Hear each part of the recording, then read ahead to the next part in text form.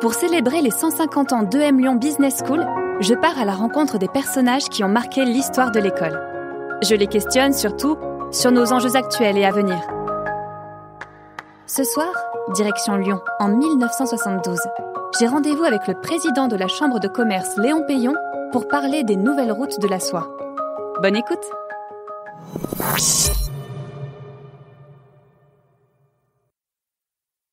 Léon Payon, bonjour. Bonjour madame.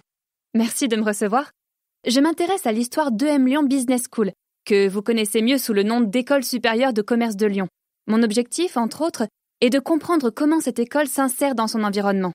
J'ai remarqué que son histoire était intimement liée à celle de la soierie lyonnaise. Or, j'ai discuté aussi avec Henriette Jeanne Letourneau, qui m'expliquait que la soierie lyonnaise était en déclin. Alors, je viens vous voir, vous, pour que vous nous expliquiez ce qui a provoqué ce déclin. Moi, je ne pense pas que le déclin des soieries soit si clair qu'on le prétend. Ce qui est incontestable, c'est qu'elle n'a plus désormais l'aura qu'elle avait par le passé. Mais la réalité, c'est que la physionomie du commerce des soieries a beaucoup changé ces derniers 50 ans. Je dirais même qu'en moins de 50 ans, la soierie lyonnaise a plus évolué qu'au cours des 4 siècles précédents. Et aujourd'hui, sous un nom ancien, elle offre une réalité entièrement nouvelle. La mécanisation des métiers à tisser a considérablement réduit les besoins en ouvriers. Ce phénomène a entraîné la délocalisation des soieries dans les régions voisines, et les productions étrangères ont constitué un frein important pour l'activité. Ces changements considérables et rapides devaient survenir après la Seconde Guerre mondiale, tant du fait de l'apparition en soierie du métier automatique que par la suite de l'arrivée sur le marché des fibres artificielles. Madame Letourneau nous a parlé de l'apparition des fibres artificielles et synthétiques, oui. Selon vous, la soierie s'est diversifiée alors? C'est ça que vous dites? Depuis sa fondation jusqu'au début du XXe siècle, la soie avait été de loin la matière dominante de la fabrique lyonnaise. Matière dominante mais pas exclusive, car l'ancienne fabrique mêlait volontiers à la soie les fils d'or et d'argent, les filets de chape, de laine et de coton et même les fils de lin. Cette vocation de la soierie à accueillir d'autres matières que la soie et à les traiter selon ses techniques et son génie propre est donc ancienne, et il y a là un fait extrêmement important. Désormais, c'est une évidence que nul ne peut plus contester, la soierie lyonnaise n'est plus l'industrie d'une seule matière textile. Les marchands de soie eux-mêmes, grâce à leur puissance financière et à leur sens des grandes affaires, ont joué à Lyon de cette large gamme de matières naturelles, artificielles et synthétiques. Ce sont eux qui ont ouvert au nylon, au tergal, au revil, au krylor et autres fibres plus récentes, de nouvelles possibilités d'utilisation et d'adaptation en France. Pourquoi alors Madame Letourneau a le sentiment que cette filière est menacée de disparaître? Je ne connais pas Madame Letourneau, mais je pense qu'elle s'attache à l'image traditionnelle de la soierie lyonnaise, comme c'était le cas jusqu'en 1920. Et sûrement que cette dame pense que la continuité s'oppose à l'évolution. Or, je pense le contraire. À côté des spécialités de la soierie traditionnelle, s'est développé d'abord le secteur très important des fabrications d'articles de grande consommation, et plus récemment celui des tissus à usage unique et des tissus de verre, qui est actuellement en pleine expansion. Et vous ne trouvez pas que l'industrie lyonnaise de la soie perd un peu de son charme avec ces nouvelles matières artificielles et synthétiques? C'est l'air du temps, que voulez-vous? Cette industrie ne s'individualise plus par l'emploi d'un seul textile, mais par la manière originale dont elle traite toutes les matières. Moi, je trouve justement qu'elle demeure fidèle à la doctrine du travail de la soie, c'est-à-dire une vocation de création et de qualité, héritée de la fréquentation ancestrale de la plus belle des matières. Le public est souvent dérouté, mais c'est ainsi. La soierie transcende les matières pour les intégrer toutes dans la grande famille des tissus lyonnais où se reconnaissent sa griffe et sa personnalité. Ainsi, au-delà de la création au sens strict des tissus nouveautés pour l'habillement, Lyon développe maintenant dans toutes les directions sa vocation pour ce que nous appelons le textile d'innovation. Ce sont les tissus industriels, les étoffes mailles et les nouvelles techniques des non-tissés. Si cette industrie a pu conserver sa physionomie originale et sa puissance de création et d'innovation, elle le doit à sa structure d'abord, à ses techniques ensuite, enfin aux hommes, qui à tous les niveaux ont puisé dans le passé les raisons de croire à l'avenir de la soierie et du textile lyonnais. dans leur acception la plus large. Est-ce que Lyon reste la capitale de la soie? Bien sûr! Lyon en est resté le centre, et c'est pourquoi en particulier la Fédération de la soierie s'est créée en 1946 et groupe aujourd'hui 17 syndicats, représentant les multiples professions de cette industrie. C'est d'ailleurs la seule organisation générale de la branche textile qui ait son siège en province. Vous savez, depuis le 19e, la soierie était largement étalée dans le bassin du Rhône et sur le cours supérieur de la Loire, et elle n'avait guère essaimé dans les autres régions du pays. Les industries de la soierie moderne se distinguent au contraire par une grande dispersion des moyens de production. Du fait de cette dispersion des usines et des ateliers, on peut dire que la soierie est omniprésente dans les départements du Sud-Est. Mais en même temps, cette présence est extrêmement discrète, difficile à saisir, car une industrie aussi diffuse ne modifie absolument pas le paysage. Oui, Monsieur le maire, en 1872, m'avait expliqué combien la fabrique lyonnaise était dispersée dans les régions voisines. Oui, après 1872, l'implantation et la structure originale des industries de la soierie ne se sont que peu modifiées jusqu'à nos jours. On dit que la soierie est une industrie en inflorescence, car elle joint à une grande concentration régionale une forte dispersion des usines et des entreprises. Ainsi se vérifie pour la soierie un phénomène très généralement observé en géographie économique. Pour des industries traditionnelles, l'implantation géographique anciennement acquise pour des motifs historiques, humains ou commerciaux se maintient, quelle que soit l'évolution industrielle extérieure. Waouh! C'est super intéressant ça comme phénomène. À Lyon, il semble que l'on assiste, sur un plan grandiose, à une de ces anciennes organisations par où les industriels de Troyes donnaient à tisser, dans les environs, ou bien encore ceux de Thiers faisaient fabriquer dans toute la vallée de la Durolle des pièces détachées de coutellerie. C'est simple, regardez. Les ateliers de moulinage, par exemple, s'étaient fixés sur les cours d'eau du rebord oriental du Massif central. Cette localisation a subsisté, bien que la force motrice des moulins ne joue plus pratiquement aucun rôle pour le fonctionnement des fuseaux. De même, l'implantation des ateliers de ruban dans la région de Saint-Étienne, apparemment insolite, s'est accentuée à l'époque de la machine à vapeur, grâce à la proximité du charbon. Et cette implantation s'est maintenue alors que la vapeur a été remplacée par l'énergie électrique. L'électricité elle-même n'a que peu modifié cette localisation, permettant cependant une dispersion accrue des ateliers dans les campagnes. Par ailleurs, la soierie, de nos jours, vit en symbiose, aussi bien avec les professions agricoles qu'avec les industries lourdes, et le maintien de son implantation dans les régions strictement agricoles, comme Charlieu ou Chauffaille, aussi bien que dans des zones industrielles comme celle de Saint-Étienne, de Voiron ou de Vizille, le prouve amplement. Alors on dit que Lyon ne tisse plus guère désormais, Lyon fabrique. En revanche, Lyon possède dans ses murs tous les sièges sociaux des marchands de soie et de la filature de chape, tous les dessinateurs, metteurs en cartes et liseurs de dessins, la majeure partie des maisons de mouliniers transformateurs marchands et surtout la plupart des fabricants de soieries. En définitive, c'est donc dans cette structure façonnière et dans cette spécialisation très poussée d'usines de petite ou de moyenne importance que paraît toujours résider le secret de la souplesse, de la diversité et de l'originalité des fabrications lyonnaises. Comment vous voyez l'avenir de l'industrie textile à Lyon? Eh bien, du fait de l'évolution économique et technique, la pression de la compétition textile européenne et internationale, la concentration importante des firmes et des moyens de production, il est clair que la Chambre, les industriels de la soierie, ainsi que leurs organisations professionnelles s'interrogent beaucoup sur ces structures, sur les adaptations nécessaires et les moyens de maîtriser une évolution souvent trop subie pour repartir ensuite de l'avant. Cette évolution de plus en plus rapide depuis 10 ans entraîne toute une série de conséquences. La production pour le moulinage texturation a triplé depuis 1960, alors que le nombre d'entreprises a diminué de moitié. Or, il s'agit d'investissements coûteux, accessibles seulement à des firmes importantes, d'où une tendance toujours croissante à la concentration.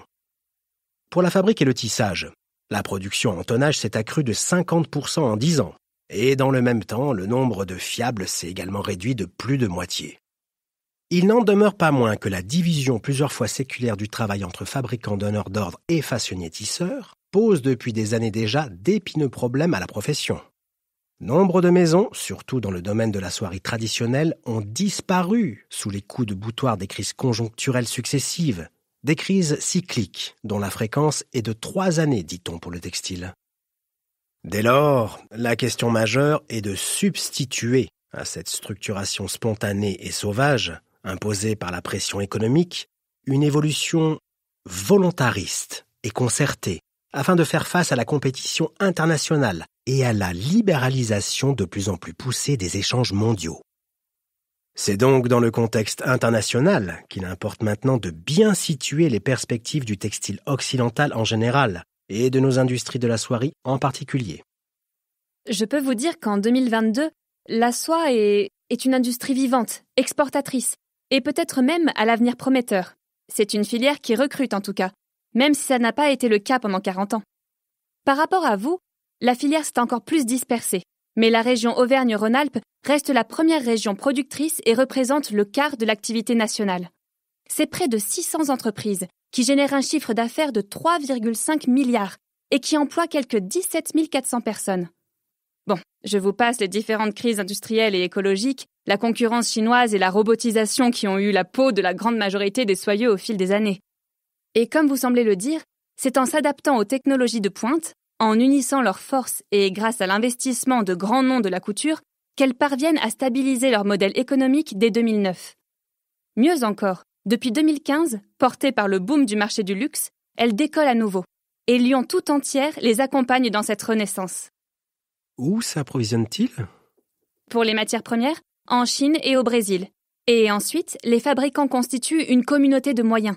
Ils mutualisent. Et c'est comme ça qu'ils ont survécu à la concurrence internationale. Et c'est comme ça qu'ils perpétuent en quelque sorte la grande famille qu'était l'organisation de la fabrique lyonnaise. Le fait est qu'aujourd'hui, en dehors de la France, d'autres pays du monde possèdent des fabriques de soierie. Mais ce concept très particulier d'une famille de tissus, héritier de la soie, se retrouve en général moins nettement à l'étranger qu'à Lyon. D'une manière générale, c'est surtout dans les pays d'Extrême-Orient, gros producteurs de soie grège, que les industries transformatrices de soie sont restées plus axées sur cette matière. Mais elles utilisent également des quantités croissantes de fils artificiels et synthétiques. Dans les pays d'Extrême-Orient, vous voulez dire la Chine ?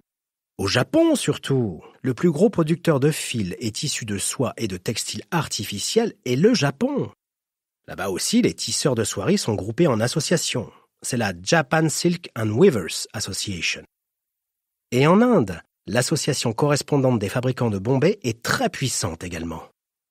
Quoi qu'il en soit, et même si les industries homologues étrangères ne correspondent jamais complètement aux caractéristiques de la soierie lyonnaise, il n'en demeure pas moins que leur fabrication entre en compétition, selon leur destination, avec une ou plusieurs des lignes d'articles produites à Lyon. Problème. Pour les tissus, les fabricants japonais se tiennent à la pointe du progrès en ce qui concerne les investissements en matériel moderne. Ils disposent déjà de plus de 4000 métiers à jet d'eau de fabrication domestique et 800 métiers sans navette Sulzer. Heureusement, l'exportation japonaise des tissus n'exerce pas actuellement une pression très forte, en raison de la très grosse consommation intérieure, due à la nouvelle expansion du kimono. Pourquoi c'est un problème alors ? Parce que le potentiel d'exportation est considérable pour les produits en fil artificiel et synthétique de grande consommation. D'autant que les Japonais investissent et font travailler de façon croissante dans les pays voisins d'Extrême-Orient, à main-d'œuvre bon marché. Cela pose un problème important pour les pays européens, qui redoutent le phénomène de reflux sur leur marché, du fait de la politique protectionniste actuellement développée par les États-Unis, principal débouché jusqu'à présent pour les textiles du Japon, de Taïwan ou de République de Corée. Et la Chine dans tout ça ? Où en est-elle ? Les efforts déployés par le gouvernement de la République populaire de Chine pour faire de l'industrie textile l'industrie légère numéro 1 du pays commencent à porter leurs fruits. Bien entendu, l'effort principal a tout d'abord été dirigé sur l'industrie du coton, afin de subvenir aux besoins vestimentaires essentiels d'une énorme population. Mais les dirigeants chinois accordent certainement un intérêt justifié au secteur de la soie et des soieries, qui sont et peuvent devenir davantage encore pourvoyeur de devises, si nécessaire aux achats de biens d'équipement pour lesquels les besoins de ces pays sont immenses. Vous arrivez à imaginer que la Chine est appelée à devenir le plus gros producteur mondial ? Rien ne permet encore de l'affirmer. Mais tout est théoriquement possible pour un pays doté d'un territoire et d'une population si conséquents. Je reconnais que l'entrée de la Chine dans le concert des grandes organisations internationales et le rapprochement avec l'Occident devrait lui être particulièrement bénéfique dans le domaine de la soie. Non. Je voulais dire que la Chine est amenée à devenir la première puissance mondiale tout court. Imaginez qu'en 2013, le gouvernement chinois, pour asseoir son hégémonie et sa puissance commerciale, annonce pour 2049 le développement d'un grand projet nommé « Les nouvelles routes de la soie ». Qu'est-ce que ça vous inspire ? Eh bien, comme à tout le monde, je suppose. Dans l'imaginaire collectif, route de la soie éveille des images de caravanes, de dromadaires chargés de marchandises rares et précieuses, voyageant à travers les déserts, d'un empire opulent à l'autre. Pour la Chine, il évoque une époque glorieuse durant laquelle la civilisation chinoise était florissante et l'empire dominait au centre du monde connu. Mais dans ce projet, je pense qu'il s'agit en fait pour la Chine de répondre à des priorités nationales et de servir principalement les intérêts économiques, politiques et stratégiques chinois. Oui, ça c'est évident que les objectifs de ces nouvelles routes de la soie sont surtout adaptés à des nécessités géopolitiques chinoises, avec en ligne de mire une Asie affranchie de la présence américaine. Mais là où je veux en venir, c'est que Lyon a été et reste le centre névralgique de l'industrie textile, n'est-ce pas ? C'est bien ce que vous disiez. En 2030, la Chine sera notamment le nouvel Eldorado de la mode. Ces nouvelles routes de la soie veulent surfer sur une aura historique. Bon, soit. Mais il n'empêche que les travaux d'infrastructures maritimes, portuaires, ferroviaires et routiers sont bien réels. Puisque Lyon, historiquement, était le centre, ou du moins un point majeur de cette route de la soie, est-ce que ça pourrait, je ne sais pas moi, être bénéfique à Lyon pour son industrie textile ? Je sais bien que ma question est un peu naïve, mais avant que vous ne disiez que tout cela est simplement symbolique, je vous informe que le 23 février 2016, il y a eu la première matérialisation de ce grand projet, avec l'arrivée à Lyon d'un train de marchandises reliant Lyon à Wuhan.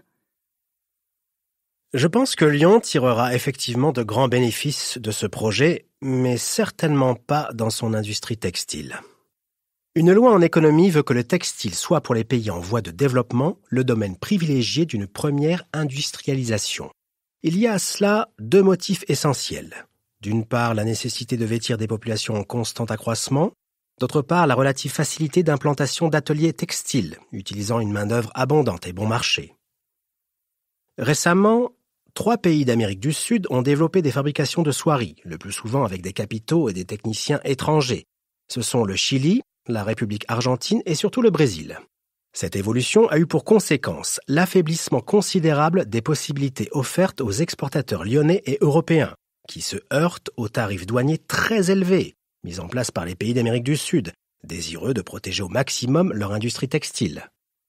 La question majeure qui se pose actuellement est celle de savoir si l'industrie textile, qui devient de plus en plus une industrie de capitaux, du fait du progrès technologique, sera demain plus ou moins rentable à plus ou moins longue échéance, d'abord pour ces pays eux-mêmes, ensuite pour les pays étrangers. En outre, un fait majeur commande désormais l'avenir de l'économie lyonnaise et de ses autres industries. C'est le développement de la CEE, autrement dit, du marché commun.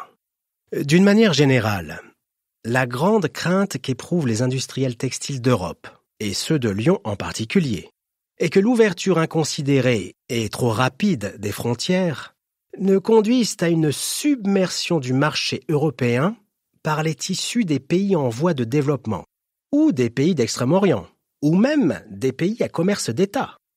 En somme, tous les pays qui, pour des raisons diverses, fabriquent et livrent à des prix anormaux, défiant toute concurrence en Occident.